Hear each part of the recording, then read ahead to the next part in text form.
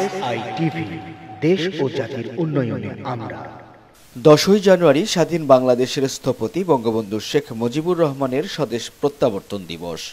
দিবসটি উপলক্ষে বাংলাদেশ জননেত্রী শেখ হাসিনা পরিষদ কেন্দ্রীয় কার্যনির্বাহী সংসদের পক্ষ থেকে ধানমন্ডির 32 নম্বরে জাতির জনকের প্রতিকৃতিতে ফুল দিয়ে শ্রদ্ধা জানান। এ সময় বাংলাদেশ জননেত্রী শেখ হাসিনা পরিষদের নেতৃবৃন্দ উপস্থিত ছিলেন। বঙ্গবন্ধুর স্বদেশ প্রত্যাবর্তন দিবসের বিষয়ে জানতে চাওয়ায় বাংলাদেশ জননেত্রী শেখ হাসিনা পরিষদের প্রতিষ্ঠাতা সভাপতি মোহাম্মদ মুনির খান বলেন, ধন্যবাদ SITVকে। আজকে ঐতিহাসিক 10ই জানুয়ারি।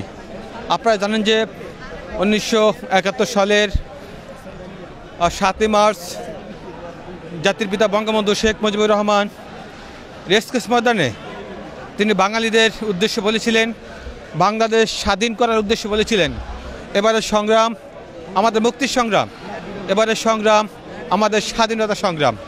আমি যদি হুকুম দেবার নাও পারি, তোমাদের যা যা কিছু আছে তাই নিয়ে শত্রুর মোকাবেলা করো।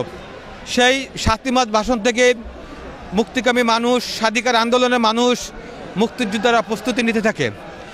এই যে টের পেয়ে পাকিস্তানি মিলিটারিরা সেদিন 1971 সালের 25 মার্চ গভীর রাতে ঢাকা শহরে গণহত্যা চালিয়েছিল এবং জাতির পিতা বঙ্গবন্ধু শেখ মুজিবুর রহমানকে এই ধানমন্ডি 32 নম্বর বাড়ি থেকে তাকে গ্রেপ্তার করে নিয়ে পাকিস্তানের কারাগারে রেখেছিল।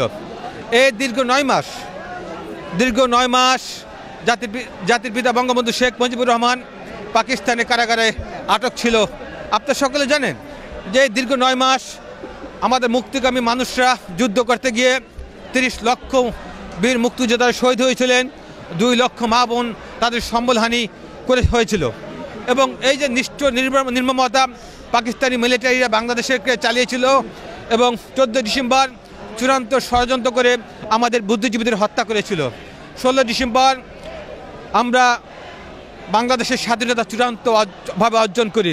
তারপর আমাদের অপূর্ণতা থেকে ছিল, কারণ তখন আমরা জাতির পিতা বঙ্গবন্ধু শেখ মুজিবুর রহমানকে পাইনি।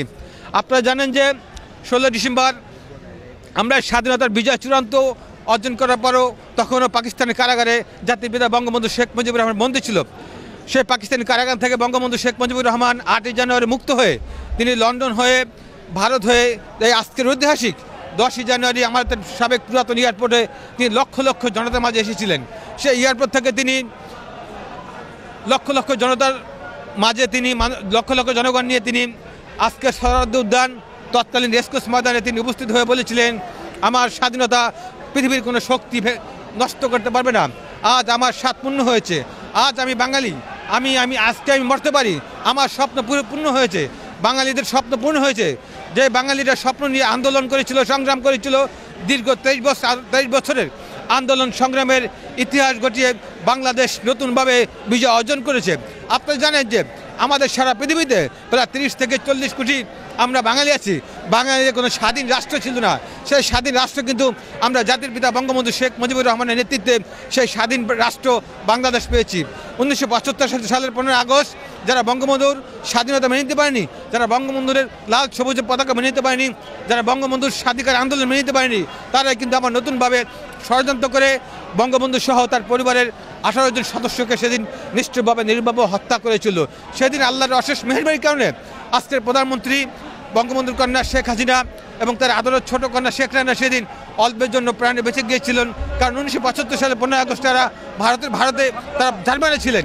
আপনারা জানেন যে 75 থেকে এই 96 এই দীর্ঘ 21 বছর পাকিস্তানি দালালেরা রাষ্ট্রীয় ক্ষমতা ছিল। বাংলাদেশের আওয়ামী লীগ ইতিহাস ঐতিহ্য নষ্ট করার চেষ্টা করেছিল। 96-তে আওয়ামী লীগ সরকার প্রথম রাষ্ট্রীয় ক্ষমতা আসে জননেত্রী শেখ হাসিনার নেতৃত্বে।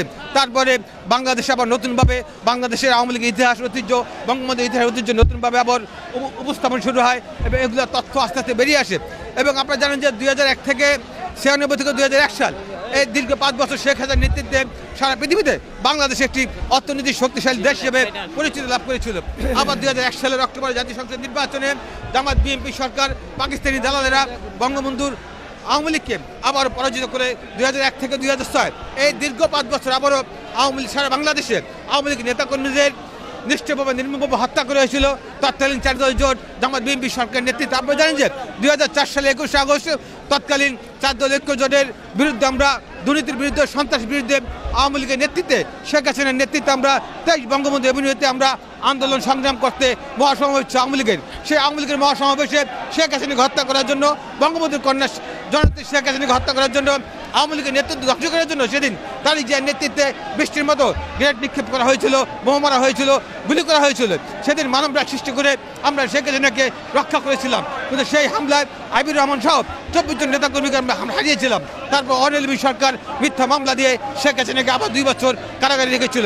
2008 সালের জাতীয় নির্বাচনে আবারও বাংলাদেশের জনগণ শেখ হাসিনাকে নিষ্ক্রিয়ভাবে ভোট দেন। 2009 সালের 6 জানুয়ারি রাষ্ট্রীয় প্রধানমন্ত্রী হিসেবে তিনি শপথ গ্রহণ করেন। আমরা 2009 সালে রাষ্ট্রীয় ক্ষমতা এসে আমরা বঙ্গবন্ধু হত্যার বিচার করে বাংলাদেশকে কলঙ্ক মুক্ত করেছি। আমরা যুদ্ধ অপরাধের বিচার করে বাংলাদেশকে কলঙ্ক মুক্ত করেছি। আমরা 21শে আগস্টে বিচার করেছি যারা দুর্নীতিবাজ, তাদের বিচার করতে সক্ষম হয়েছি। শেখ হাসিনার নেতৃত্বে বঙ্গবন্ধুর যে স্বপ্ন ছিল বাংলাদেশ হবে পৃথিবীর বুকে একটি অর্থনৈতিক শক্তিশালী বাংলাদেশ হবে উন্নয়নশীল বাংলাদেশ। সারা বাংলাদেশের মানুষ যেন ঘরে বসে স্বাস্থ্য, শিক্ষা, কৃষি সকল সেবা পায়, সে বঙ্গবন্ধুর স্বপ্ন কিন্তু আজকে পূরণ হতে যাচ্ছে তারই কন্যা শেখ হাসিনার নেতৃত্বে। আপনি জানেন যে আজকে আবার নতুনভাবে ষড়যন্ত্র শুরু হয়েছে বঙ্গবন্ধু ভাস্কর্যের বিরুদ্ধে। যারা বঙ্গবন্ধু ভাস্কর্য ভাঙার বিরুদ্ধে বক্তব্য দিয়েছে, আপনার মাধ্যমে বাংলাদেশ জননেত্রী শেখ হাসিনা পরিষদের পক্ষ থেকে আমরা জানাতে চাই সরকারকে যে তাদের নাগরিকত্ব বাতিল করা হোক।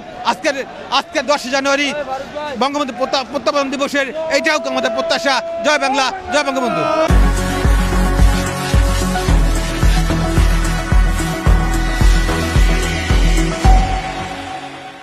SITV, দেশ ও জাতির উন্নয়নে আমরা।